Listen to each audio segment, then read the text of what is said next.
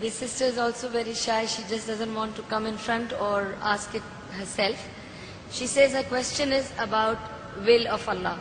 She says, I keep hearing everything is the will of Allah. Whatever happens is the will of Allah. And they say that everything is written already. So then where is the freedom of choice?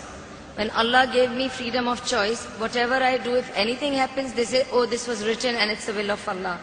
And she also says, even with Adam and Eve, similar happened. And if you could explain, if there is so much is written down, then what is my freedom of choice? Sisters asked a very good question, very important question. That if everything is the will of Allah, then where is the freedom of choice? And this is a question not only asked by non-Muslims, even asked by Muslims.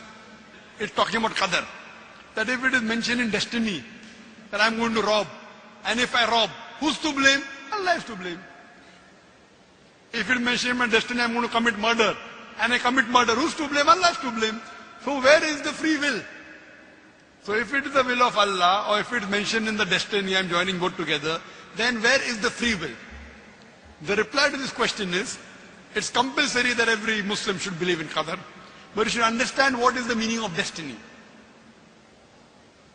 For example, if suppose in a classroom, there are 100 students, and when the teacher teaches the students in the classroom at the end of the year, before the examination, the teacher predicts that this student, he will come out first class first.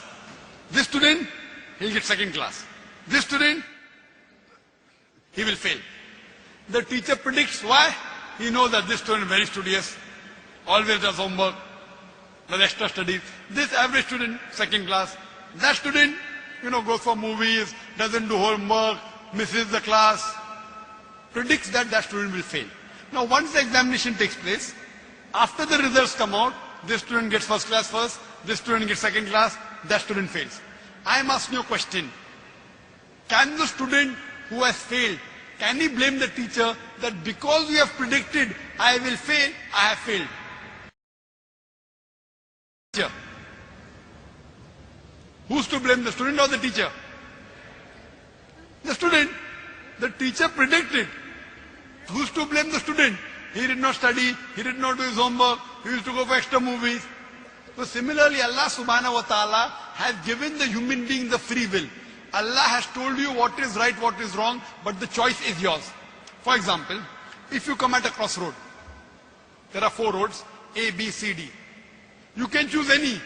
You choose road C. So Allah knows in advance that when you come at crossroad, you will choose road C. So Allah writes, when the person comes at the crossroad, he will choose road C. So it is not because Allah is writing that you are choosing, because you will be choosing, Allah is writing. It is not because Allah is writing that you are choosing road C. It is because you will be choosing road C. Allah is ilm-e-ghaib. He has knowledge of the future. He writes in advance. After you choose road C, you come at another crossroad, 5 roads, 1, 2, 3, 4, 5. Like after you pass the 12th standard, you can become engineer, you can become doctor, you can become businessman. You choose to become a businessman. Choice is yours. But Allah knows in advance that after you pass standard 12, you will choose to become a businessman. It is not because Allah is writing that you are becoming a businessman. Because you wanted to become a businessman, Allah is writing in advance. And what you understand here, that if Allah wants, He can easily change it. For example, if in a classroom, in the mathematics examination, the teacher gives the paper 2 plus 2 is equal to how much? Now why she is supervising, the student writes 2 plus 2 is equal to 5. The teacher will not correct, the teacher can correct. But if the teacher corrects, you will say the teacher is unjust. If teacher says, don't write 5, write 4. All the other students, this is an examination. Why are you interfering? So if Allah wants, He can change. But because He has given you free will, He is letting you take your decision. So this life is a test for the hereafter.